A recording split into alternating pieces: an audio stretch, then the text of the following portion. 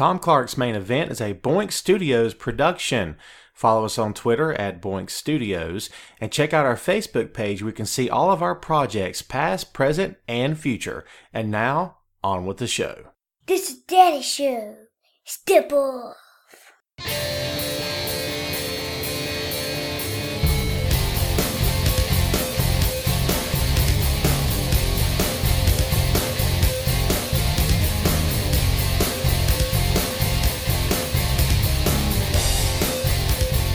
Hey, what is up? Welcome to the program, folks. Thank you for tuning in. Ladies and gentlemen, my name is Tom Clark, and you are listening to Tom Clark's Main Event. This is episode number 59 of the podcast, and if you're joining us today for the very first time, we will bid you welcome. If you are coming back for a repeat visit, we say, hey, thanks for checking back in with us. And to all those involved, we will extend to you, as always, the customary laurel and a hearty handshake. Thanks for listening. Thanks for reading. Thanks for supporting. And hey, thanks for always being there, Doc. Episode number 59. The pleasantries are out of the way. The motorcycle's zipping past. That's right, man. The main event's on the road. It seems like that's all I do now is just stay on the road these days. If you are a fan of the show, and hopefully you're a fan of Boink Studios, the company to which we do all of our stuff under, then hopefully you're a fan of Tom Clark's 30-Minute Fun Show, which is myself and my soon-to-be 8-year-old son, Wesley. We've made the joke several times in the past that we should have called the thing Tom Clark's 30-Minute Road Show, because we're always on the road, man, like all the time. So there you are. But yes, we're on the road. We're not actually in the studio today, but I got some stuff on my mind, and it's number 59. And why not just go ahead and get some information out there and get some opinions and feedback and all that good stuff, as we always tend to do here on the show. So again, welcome to the show. Thank you for tuning in. Thank you for being with us. Glad you are with us. And before we go any further, let's just talk about, for just a minute, WWE, because man, there's some stuff going down. A gigantic weekend this past weekend for the company. And we're going to touch on as much as we can here. Don't know how much time we have together today, folks, but we'll do what we can.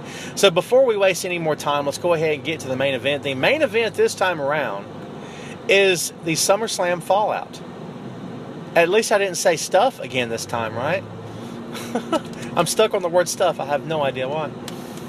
But yeah, there's some SummerSlam Fallout. There's fallout from other things too, and hopefully we'll have time to get to it.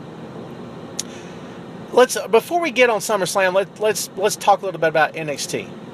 What did you think about NXT? Because I'm going to tell you right now, man, NXT was a good show. Really good event. I was happy with everything that went down at NXT. Those guys and gals, they really do an amazing job. And that show for me was the highlight of the year. NXT Brooklyn, TakeOver Brooklyn. Good stuff all the way around. Shinsuke Nakamura versus Samoa Joe. I don't know if there's a t-shirt that says I'm a Nakamura guy, but I certainly hope so. And if not, maybe I'll just make one, because I got to have one. I'm a Nakamura guy. I've been watching Nakamura on New Japan for quite a while now, and I've just been so impressed with his stuff. And when he got to WWE, there's not enough good words to say about him. Not enough adjectives correctly describe Nakamura. He is an experience. Much in the same way that The Undertaker and Finn Balor, when he's the Demon King is what they're calling it, much in the same way as those things are an experience, Nakamura is an experience. He's not just a guy that comes to the ring and wrestles a match. When you watch a Nakamura match from his entrance, and by the way, the entrance at NXT TakeOver Brooklyn, my God in heaven, the violinist, are you kidding me right now? Such an amazing touch. This is WWE doing the right thing by a very talented guy. You know, he had to think that was very cool. And as did everyone else. And it was so worth it. And it was just such a great moment. And I hope he gets a lot more of those moments. I wrote a column about him on my own blog, which you can check out. And it's about NXT and about Nakamura and about how he shined at TakeOver Brooklyn, because he's a star, okay? He's a star, and he deserves every accolade, every bit of acclaim he can possibly get. And I've heard recently statements being made about the guys in NXT, how they're only getting older, and that's true. So maybe they need to be kicked up to the main roster. And I'm going to tell you right now, if booked properly, and by the way, this is all on the column, please feel free to go check it out. I hope that you do. Thank you very much. But if booked properly and handled the right way, Nakamura can be a knockdown, drag-out, barn burner, Katie bar the door superstar at WWE. And I mean, we're talking about top guy headliner. I'm being dead serious about it. I don't care that his English is a bit choppy. I don't care about any of that stuff. This guy's an absolute star, and he deserves the spotlight. I mean, he has worked hard his entire life to get it. He's got it. He needs more of it. I mean, straight up. This guy is a star, and he could be very profitable, a very profitable talent, a very profitable main event star for WWE. And I hope that it happens. I hope that when he does come up to the main roster, and you better bet that he is going to come up to the main roster eventually, that they do right by him, because again, man, if there's anyone down in that company in Florida that deserves a nod besides Joe, it's definitely Nakamura. He's earned his place. The match that he and Joe had was very good. It's got to be candidate for match of the year. Another candidate for match of the year, and I'm calling it right now, is Tommaso Ciampa and Johnny Gargano versus The Revival, Dash and Dawson. Such a good match. That is what tag team wrestling is, by the way. And how refreshing is it to see heels versus baby faces? And I mean, straight up, the heel versus babyface dynamic is very much in effect. And there's no gray lines. There's no shades of gray. There's no mixing between the two. It's flat out good versus bad. And that, to me, that's what pro wrestling is. And every time we get heel versus heel and face versus face, it all goes, down the crapper, in my opinion. It's just not the same vibe. It's not the same product. And those are just matches that are just not very compelling to me. Which is why Ambrose versus Ziggler wasn't very good, in my opinion. I thought the match itself was good. Don't misunderstand me. But fans don't know what to make of that stuff. And anytime WWE thinks that they do, they're dead wrong. But you didn't have to worry about that too much at NXT. It was such a good vibe. I mean, I guess you could say it with Asuka and Bayley, which, by the way, another potential match of the year candidate. Can we just say that every time NXT TakeOver happens in Brooklyn, that, dude, it's just, oh my God. Do you know what I'm saying? Like, just in one night, you had 3 potential match of the year candidates. I mean, how often can you actually say that? I mean, just such good stuff. But I was very happy at the end of TakeOver. I was very happy throughout the entire night. Just a great card. And everyone, like I said before, man, they just busted their hump to make it look good. I thought Bobby Roode looked really good. And his opponent, God forgive me for not remembering the man's name. My apologies to him. Worked a good match. He really did. He really brought the entertainment value in that match. I thought, God, good luck trying to out-pop Bobby Roode. He did very well, by the way. Both of them did. It was a good match. I was entertained. That's the thing about NXT. I don't know how often you've ever come away from an NXT show or watching on TV or whatever and said the words, I didn't really care for that. It's never happened with me, man. I've always been entertained. So, but yeah, NXT set the tone for the entire weekend for WWE, in my opinion. But let's get to the next night, the aforementioned SummerSlam event. Now, the consensus among most people out there is that SummerSlam did not deliver. I will say this. It was a monster card. We knew that going in. Monster cards are great. They can be very fun. They can be entertaining. They can be everything that a pro wrestling card should be, and even more. When you have that much talent, that many stars on one night, I mean, Cena versus AJ, Balor versus Rollins, Ambrose versus Ziggler, Brock versus Randy. I mean, dude, really? Like, just that right there. It's unbelievable. And that's not even counting New Day versus Anderson and Gallows. I mean, dude, there's a little something there for everyone. There really was. Roman versus Rusev. I mean, on paper, it looked like a monster card, and it was. And it should have been received extremely well. It should have been, holy crap, this is the best thing since sliced bread. This outdid WrestleMania. I don't know if I'm feeling that. There was a lot of lagging going on in the show, and it's because of the Brooklyn crowd. As supportive as they were during NXT TakeOver, they were very harsh during SummerSlam. And I'm going to tell you something right now. The term smart fans, I'm a little sick of that. I've got other words for those fans, but my show's PG, and I like to keep it PG. Thank you very much. So don't ask me what they are. I don't call them smart fans. I call them people who were trying to mess stuff up. And they did a good job. They hijacked the show. If that was the point, then they did it. Well done, morons in Brooklyn. You hijacked the show. Good for you. Good for you. You paid a couple $100 for your tickets, whatever it was you paid, or more, to sit there and to hijack a show. Can I just tell you this? And I don't care if it's NXT, WWE, Ring of Honor, TNA, whatever the company may be. I could care less. Okay? If you pay good money to sit there and hate something, couldn't you just hate it at home for free? Couldn't you just pay $10 a month for WWE Network and hate it for $10 a month? Why'd you have to go spend a couple $100 to go leave the comfort of your own home, drive in traffic, stay out to all hours of the night, drive home in traffic, just to sit there and hate something? Because I'm going to tell you something right now. The majority of people that you hear chanting and ruining the show for everyone else probably wanted to do that before they hit the door. I hate it. I'm getting choked up about it. I'm really not. But it's ridiculous. And they did their part to ruin the show. And they did for a lot of people. They booed the Universal Championship. Not the match, the belt. We're now booing title belts, guys.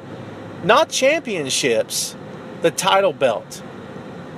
The championship is not the title belt. Let's just get that straight away right now. When we say the Universal Championship, we're talking about, the actual, the name of the championship. That's what we're calling it. That's what Finn is going to defend. That's the honor, the prestige of it that it doesn't have yet, because it's a brand new title, by the way. It has no honor, no prestige. It had some added to it thanks to the match between Balor and Rollins, but it has not yet gained credibility because it's not been around the waist of someone and been defended, repeatedly, time after time after time, and featured in high-profile matches, main events, TV, and the like, okay? So until all that happens, it's just a championship in name only. The title belt is the actual physical belt that the guy wears around his waist. They weren't booing the championship. They were booing the title belt.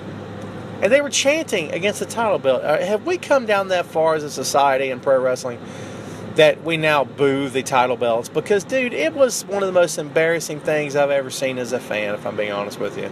And that's saying a lot, because I saw Rosie versus Trump on Raw. Pretty freaking embarrassing, if you ask me. But I can't get over that. The match itself was very good. We all know what Finn is capable of. If you didn't, you know now. He's so good in the ring. He and Seth have good chemistry. One of the problems I had with Dean versus Dolph, no chemistry. I didn't feel it. I didn't feel like each guy was trying to win the match. I felt like it was a slam dunk for Dean. I didn't feel like Dean's title run was in jeopardy at all. That's just me talking. I didn't feel like Dolph had any chance of winning before, during, or after. I just didn't feel that at all. And I don't think anyone else did either. But with Seth and Finn, I don't think that Finn winning was a given for fans. I think that everyone thought that it could have went either way, and it could have. But Finn versus Seth, one of the best matches of the night, of course, Universal Championship. Let's talk about the SummerSlam fallout. We know what happened. Finn had to relinquish the title. He has since had surgery to repair his torn labrum, which, by the way, we at the show wish Finn a speedy recovery. Because of all the guys in that locker room that have been called up in the past, he deserves it. He has earned it. Much like Nakamura, he's traveled the world. He's done it all except excel in the world's biggest pro wrestling company. Now he has a chance to do that. The first opportunity he gets hurt. So no one wants to see that. I was sorry to see it. I hate the fact that 6 to 8 months from now, it's going to take that long before we see him again. I want to see him put back in a program for the Universal Championship the minute he gets back, and I hope that everything goes well. So all the best to Finn. We want to see him back real soon. Let's talk a little bit about the match of the night. What many fans are calling the match of the night, myself included, I have to say. Was AJ versus John. John did the honors and did them clean to AJ, which is amazing. No one saw that coming. I didn't. Dude, I called it. I said John's going over. I said my heart says AJ, my head says John, because they've led us down this path before of making us believe that John is gonna, his role is changing and this, that, and the other, and then it didn't happen, and he beat the guy that was supposed to beat him. This, my friends, is a statement by WWE, if ever I heard one, if ever I done saw one, and that statement is this: John is stepping aside. We have a ton of faith in AJ Styles. He is here for the long haul. He's not here just to get famous and then disappear, take his money back to New Japan or wherever he wanted to go, because he could go anywhere he wanted and pretty much they'd give him a blank check. That's the truth. But he's not here for that. He's here because he wants to retire here. Now, I'm not putting words in anybody's mouth, but I truly believe that you're going to see AJ Styles retire as a WWE superstar. I hope I'm right. I could be wrong, but I hope I'm right. And I think this is part of making that dream and that vision come to life, is that he's going to be given the keys to the kingdom. Now, am I saying that he's going to be the next John Cena? Not necessarily. I think that's up to guys, a combination of guys, to make that happen. I think they've got enough options right now where I used to question whether or not the next face of WWE had even been born yet. Because John's been in power for so long, man. It's like thinking about who's the leader of the country and who could possibly come in and do a better job than the guy that ran the country before. It's kind of the same deal, if I'm being honest with you. So that's kind of where I'm at on that. But I'm going to be honest with you right now. I think that the next face of WWE is there right now. And no, I don't know who it is. I think it could be anyone from Finn to Seth to AJ. I would say Dean. I love Dean Ambrose. I'm going to go on the record and saying that. It's not Roman. And if you want to, why don't we just go ahead and talk about Roman versus Rusev? It wasn't a match. It was a beatdown. I've heard the theory being put forth that this all is being orchestrated by WWE to set up, Brock versus Roman again, trying to portray Roman as this big tough guy. Brock's going to kill him if it happens, because Brock kills everyone. I have no faith in this whatsoever. The night that they introduced the last guy to challenge for the Universal Championship, or when he came out, and it was Roman, I sat there on my couch and out loud I said, my God, are they trying to kill him? Are they trying to kill him? Do you have any idea the crap that Roman Reigns has been through and faced over the past year and a half? And now they're putting him through it again? Leave this guy alone, okay? He could have beaten Rusev for the championship. He could go off on his nice little United States Championship reign and been just fine. He could have recuperated. He could have recovered from the disaster that was the main event push that did not work. But yet, what are we looking at right now? Roman Reigns is right back in the main event title picture. I don't get it. I don't understand it. I will never understand it. And I just don't get it. So what's the fallout from this? Well, in my opinion, the idea of Roman versus Brock is probably a valid one, because it doesn't make any sense. And when it comes to Roman, things tend to not make sense too awful much. I'd hate to be that guy. And people look at me and say, you're crazy. He's getting paid. Dude, it's one thing to be the guy getting paid. It's one thing for the company to say you're the top guy. It's another thing for your peers to say you're the top guy. And I don't think anybody in that company is saying that about Roman right now. Just my opinion there. If it were up to me, I would think that he should continue against Rusev. I don't think he's going to go to is it Backlash, right? The SmackDown exclusive pay-per-view to face Seth for the Universal Championship, which I believe is going to be Seth versus Seth versus whoever. I don't want it to be Roman, if I'm being honest. I just don't want to see it happen. That's just me talking, but too soon, too much too soon. I wouldn't go that route. I would let the guy recover, as I said before, rebuild. If anyone needs to redesign and rebuild, it's Roman Reigns, not Seth. So give that tagline to Roman, because that's pretty much his entire WWE career in a freaking nutshell right now. So there you go. Let's go ahead and get to the main event, and if you couldn't tell, I'm not exactly covering every match here. I don't know how much time we have here today, like I said before, folks, but we're going to get the highlights anyway. The Beast Incarnate, Brock Lesnar versus the Viper Killer, Or is it the Legend Viper? It's the Viper I'm playing. Shut up. Brock Lesnar versus Randy Orton in the main event. Brock killed him. Brock committed murder. He's been arrested for murder. Randy's dead. I'm playing. He didn't kill him. Brock's been arrested for attempted murder. So there you go. So he gives him the elbow shots at the end of the match to open him up the hard way, as they say. And Randy bled like a stuck swine, okay? It was not pretty. It was gruesome. I've shown the clip to friends and even family. And everyone's been like, oh, God. So that's sort of the reaction you have. Let me ask you a question. Now, all cards on the table. You guys know how I roll on WWE. I call myself a fan of pro wrestling. I'd never call myself a fan of any one company. I try to, as an analyst, take in the information, watch the matches, watch the product, and then give you my analysis after much thought, careful consideration. How can a company that claims to be so concerned with concussions sit there and with a straight face tell me that what Brock Lesnar did to Randy Orton was much better than giving him a chair shot to the head? I'll wait for you to gather yourselves and answer the question. I'll be right here when you're done, when you're ready. Okay? Here's the answer. You don't have an answer. There's nothing better about it. Let's say Brock had hit Randy in the head 4 times and opened him up, or that Randy had juiced off of it, okay?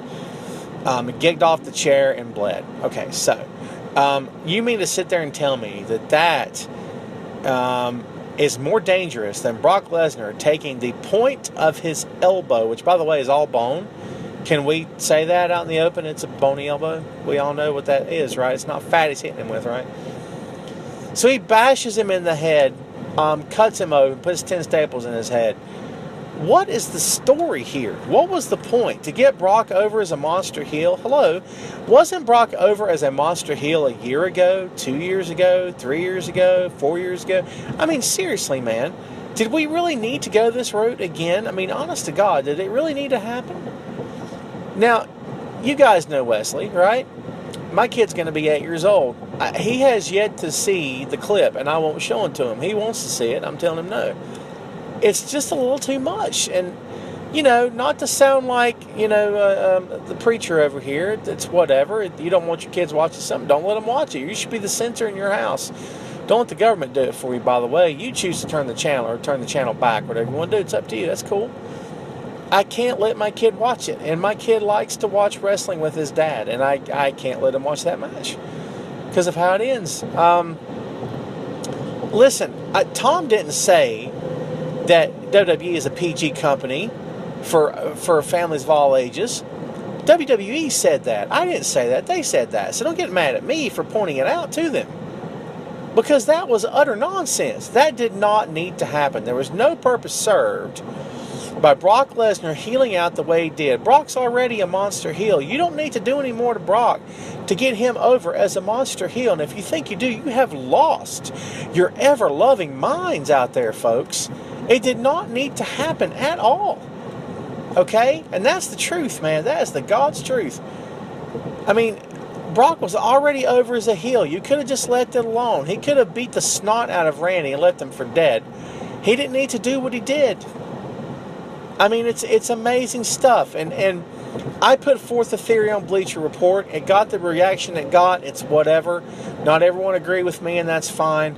I still maintain, and I believe this, I'll take it to my grave, that this whole thing was done in response to Conor McGregor running his mouth about WWE. Now, before we all get upset at Tom for getting sucked in, you just got played by Conor McGregor. You're so stupid. Okay, so Conor McGregor likes to think of himself as Muhammad Ali. I get that. Okay? Small, white, Irish Muhammad Ali. Got it. But, and I get that he's just promoting himself and his fight.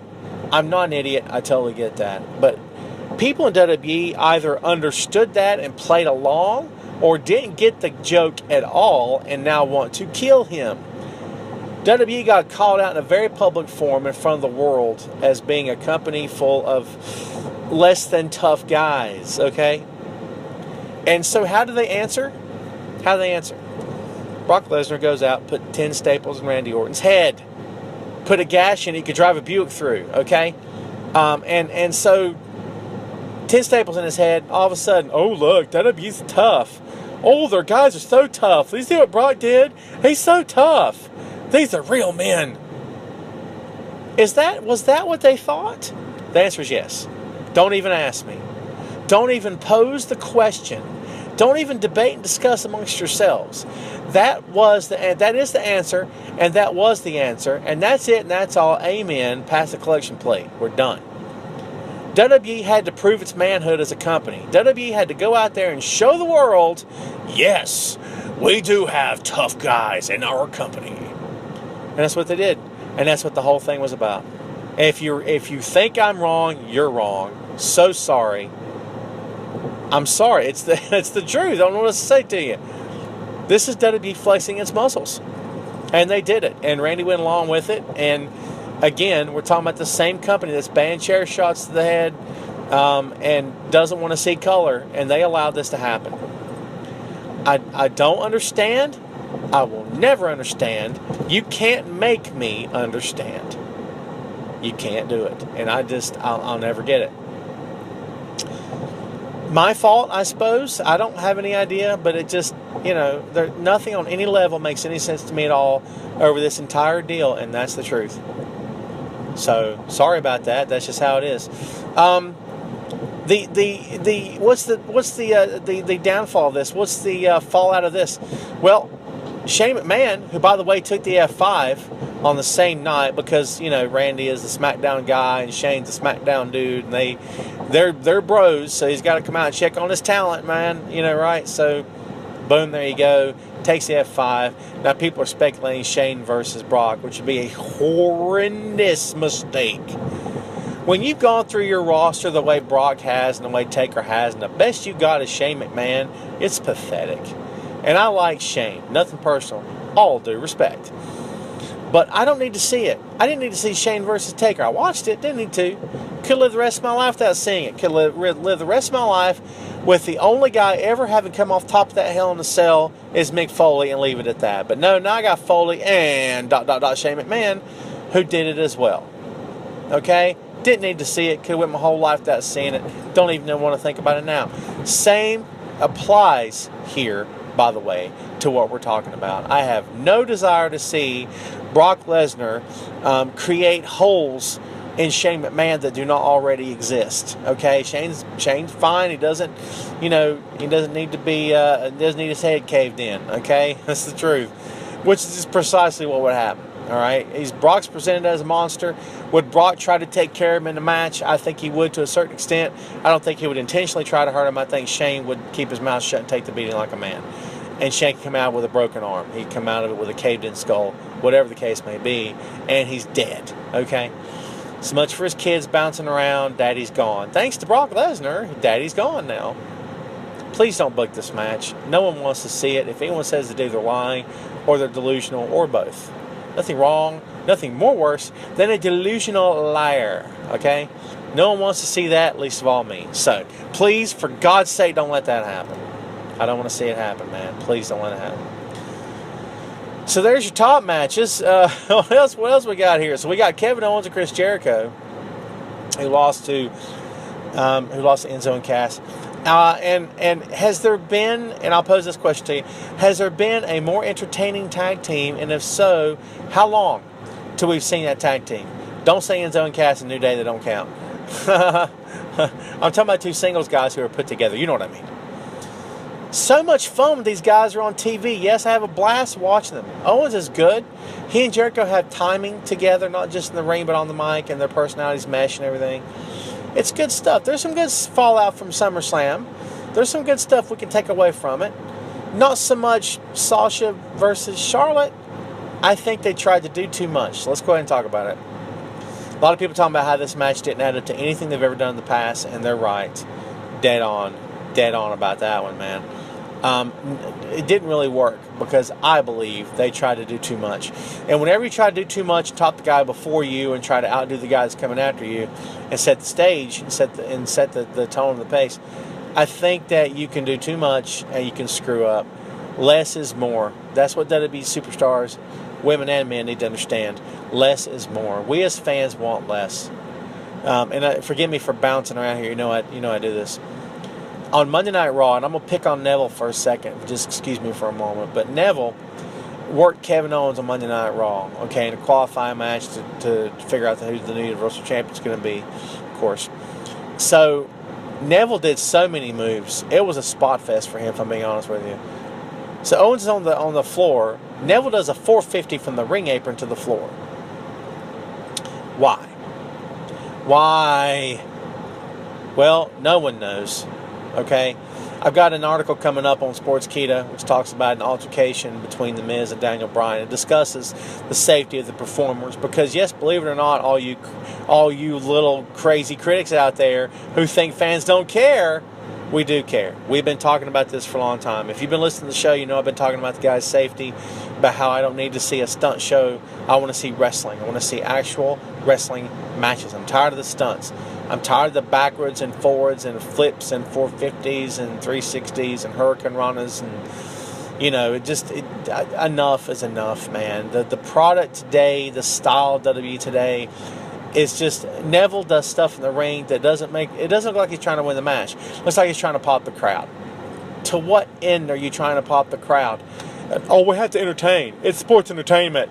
It's pro wrestling first. Despite what Vince or Shane or Hunter or Stephanie, shrieking Stephanie, will shriek at the loudest possible volume of her lungs can handle and tell you all day long and twice on Sunday. It's pro wrestling first, fools, not sports entertainment. Stop trying to outdo yourselves and the stunt show that came before you. Stop trying to outdo that stunt show that came before you. This is pro wrestling, man. Knock it off. I don't need to see that. If you're not trying to win the match, if you're not taking steps to win the match, you're wasting my time because it throws all believability out the window. My suspension of disbelief is gone when I see a spot fest. That's why I don't watch Ring of Honor. All due respect to the men and women in Ring of Honor, good on them. But I don't get anything out of that. There's no storytelling. The best thing about the territories and the pro wrestling in the South versus anywhere else in the world, if I'm being honest, in the country especially, narrow it down if you want to, that's fine, versus anywhere else in the country, in my opinion, storytelling. There's something about wrestling down here, down south, that's just the storytelling is there. From the smallest promotions all the way up to the former, when NWA was in its heyday and WCW when it was still around. Storytelling, man. That's what it's all about. And I don't see that. When I see Neville versus Sami Zayn, there's no story being told. I can't get invested in it. I can't. Finn versus Seth is different. They're fighting for a championship. Seth disrespected Finn. And Seth's like, well, listen, you might have been on big stages. You've never been on this stage. This is my show, and I'm the guy. I'm the man, all this other stuff. There's a story being told. There's no story being told with Neville versus anybody, in my opinion. I know I'm picking on him, but I picked on Sammy before too. Sammy's guilty of it as well. Sammy came back from injury and went right back to doing what he did before. Slow yourself down. Go ask Daniel Bryan how it feels to not have slowed down and adjusted his game so he could live a longer life as a pro wrestler in the ring. I bet he wishes he had done it now. Don't lie to me and don't sit there and try to work me. And God bless Daniel, all due respect. Don't try to work me here either, man. Don't tell me you don't want to still be in a WWE ring. The reason you're not gone, in my professional opinion, and just my humble opinion, just my take, is that you've already done Ring of Honor. God knows you don't want to do TNA, and Lucha Underground's no kind of future, all due respect to them. They got a good product. Go watch it, just saying. And New Japan maybe is not something you want to do, leave your family behind, or whatever the case may be. That's fine. Okay? But you don't want to do any of that. You would rather be in WWE, but they won't let you work. Okay?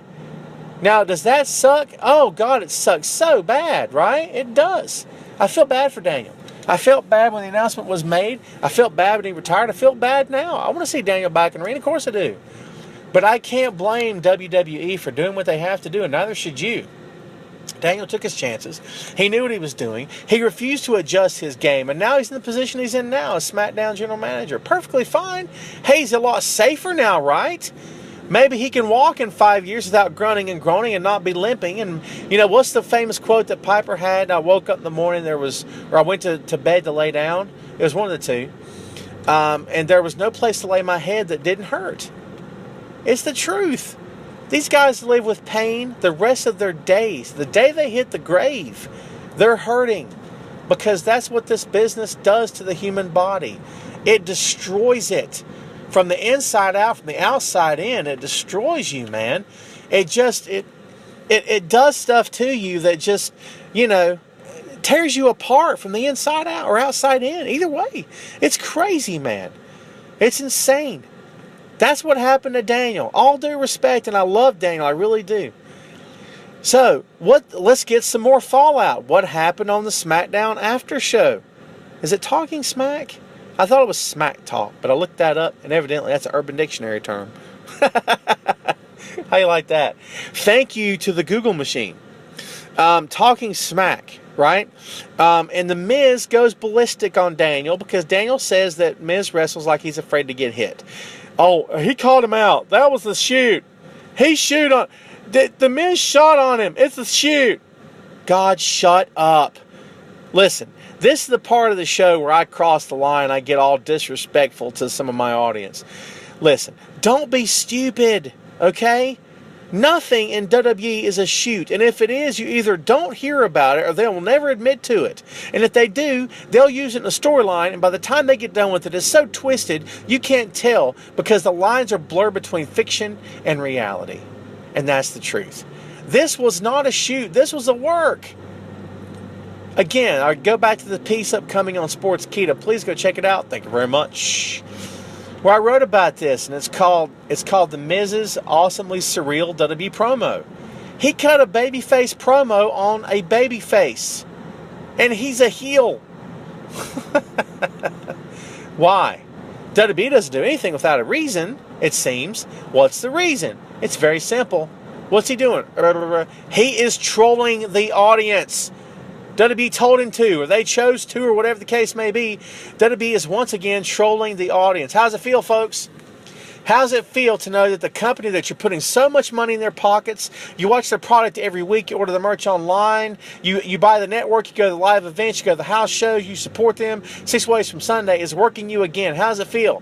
Don't come crying to me about it. It's a pro wrestling company. It's what they do. You're getting worked. Don't fall for it. Don't do it, man, because that's what they do.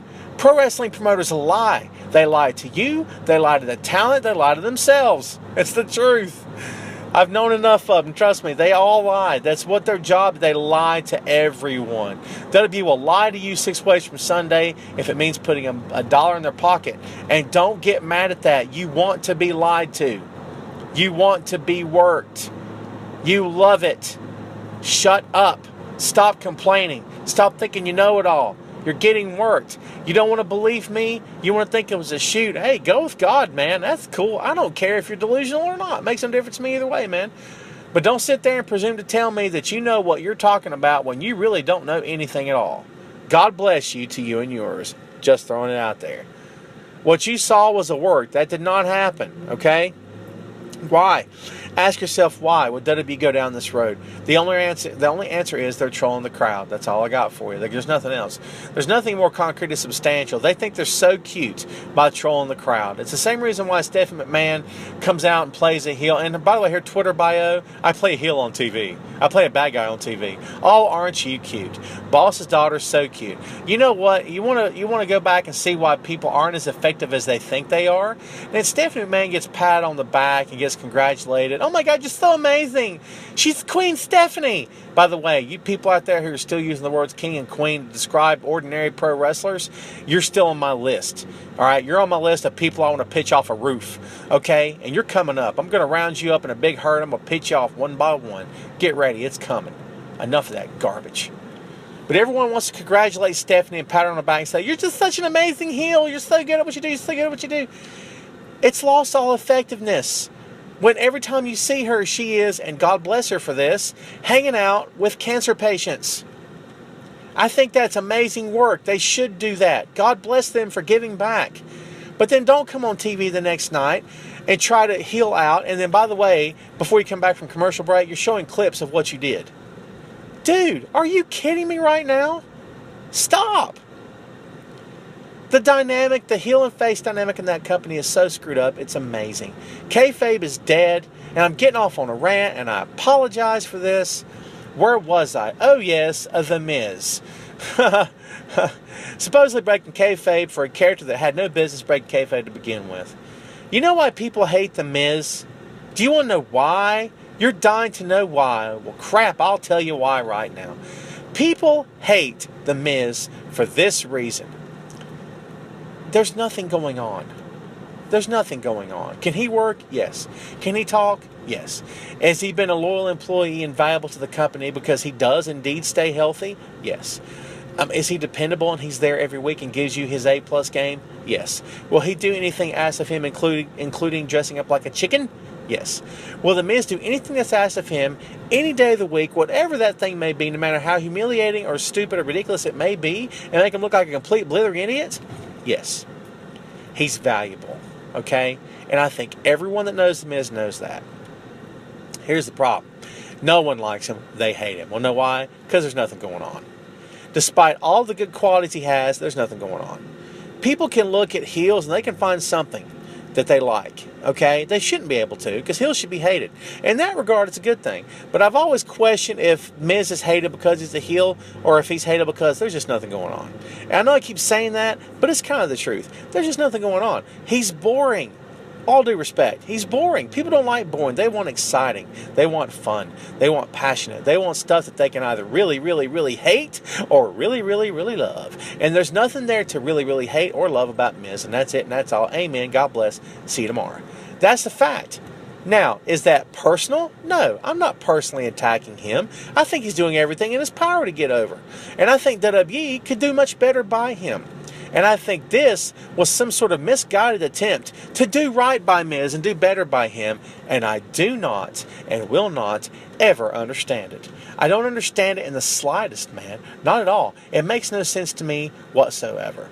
Okay? It doesn't today. It didn't the day it happened. It probably won't tomorrow either. I don't get it. A babyface should never be made to look dumb. A babyface should never be in the wrong. A babyface is never in the wrong. He can make mistakes. He can make errors in judgment. He can be fooled. He can be betrayed. He can be lied to. But he can never be in the wrong, because a babyface should be too smart to be in the wrong. He should have, his heart should be in the right place. I don't care if he's Stone Cold Steve Austin, okay? A baby face should never be wrong, okay? Because the minute a baby face is wrong, then something's screwed up and he's going to turn heel. You think Daniel Bryan's going to turn heel after all this? I don't think so. Do you think The Miz is going to turn babyface after all this? I don't think so either. The Miz came out of this looking like a face, and Daniel came out looking like he was wrong and like he screwed up, and it's his fault. His career is over. Is that what WWE wanted? If the answer is yes, then how many people in WWE's front office are smoking weed? How many are on the pot? Because, man, it's like that 70s show. It's like a roundtable WWE creative, and the camera goes to each one. All right, man, I got a great idea. Here's an idea, man. How about we take The Miz and wait for it, have him cut a babyface promo? And then the camera goes to the next guy. I don't know, man. Are we going to turn him babyface? Camera goes to the next guy. No, man, let's don't do that. Let's just leave him heel. Let's just mess with people. And they'll start laughing. And there's smoke everywhere. Like, you don't see them smoking the reefer, but you know they are. It's implied. That's the WWE creative. That's the room full of people. All these college kids or whoever in the world they are, television writers, God bless them all. Sitting there smoking the weed and having a blast screwing up pro wrestling. God in heaven. None of it made any sense. And I am amazed and astounded at how much it doesn't make sense. But here's the funny part. Are you ready? The unintended consequence of this whole thing, if it was indeed unintended, okay, is that Miz got over. But not as a heel. As a misunderstood workhorse, as a guy that's busted his hump to get over and never asked for a thing in return and never got what he deserved and treated with respect. And he deserves it because he's worked hard and we believe in him, yeah. You hated him 10 minutes before. My Twitter blew up with people who were praising The Miz. 10 minutes before, they had nothing good to say about him.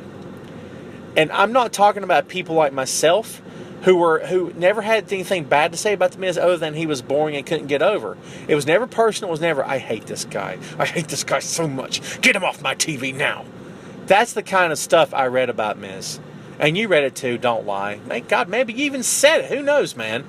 That's the stuff I read about Miz. Straight up. Just being honest. The same people that said that crap before are praising the Miz now. They're praising him for cutting this promo, and it's the craziest thing I've ever seen in the world. It never ends. Just when you think things are going to get better and you're not going to have like your head's not going to hurt after watching Raw or SmackDown or WWE events, you thought too soon. Isn't that something?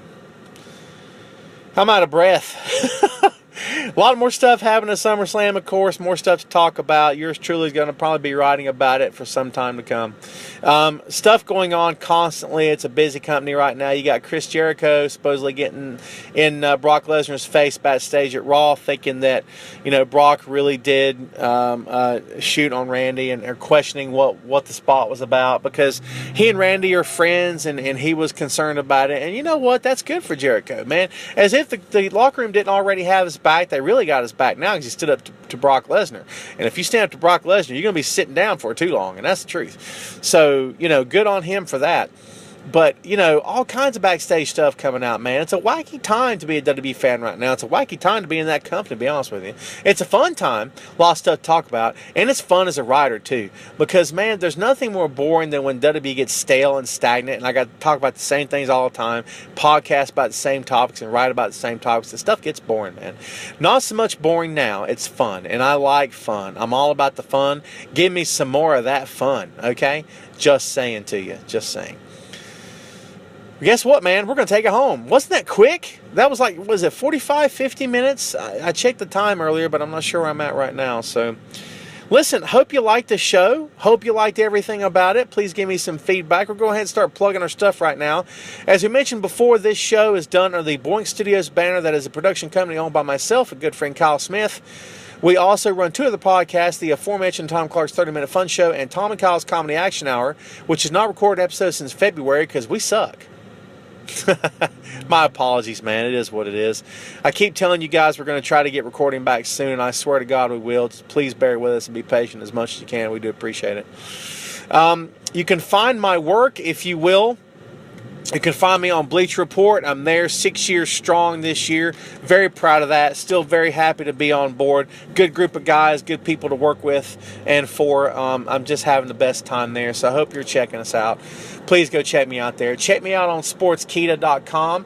You can also see me in the highly illustrious Camel Clutch blog.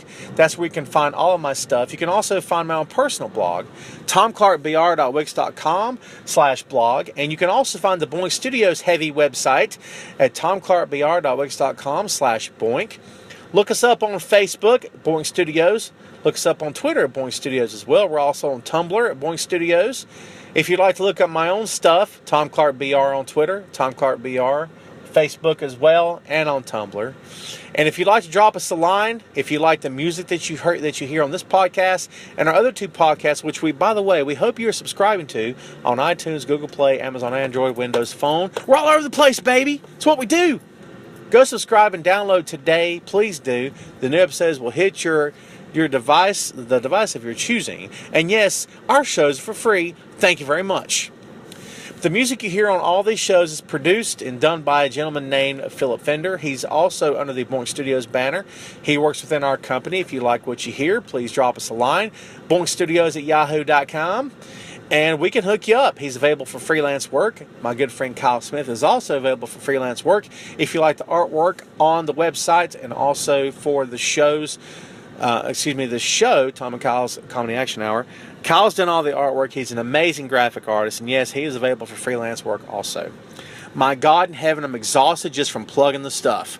My kid will be proud. He loves plugging the stuff on the 30-Minute Fun Show. He'd be proud of Daddy today. Speaking of 30-Minute Fun Show, thank you for the response. Thank you for following and hanging in there and giving us some feedback and the ratings and everything and the downloads. Man, it's been awesome. Me and my kid are having fun. Please stay tuned for the next episode of that. We're up to episode 9 on that show. Please bear with us. This has been episode number 59 of Tom Clark's Main Event. Again, thank you so much for tuning in. Thanks for hanging out with me, man. We're going to come back real soon to do the, number 60. My God in heaven. Good stuff, man. I'm really looking forward to it. Listen, man, thanks again for supporting. We do appreciate your business. Thanks, as always, for being there for us. Come back again real soon. And we will see you next time on Tom Clark's Main Event.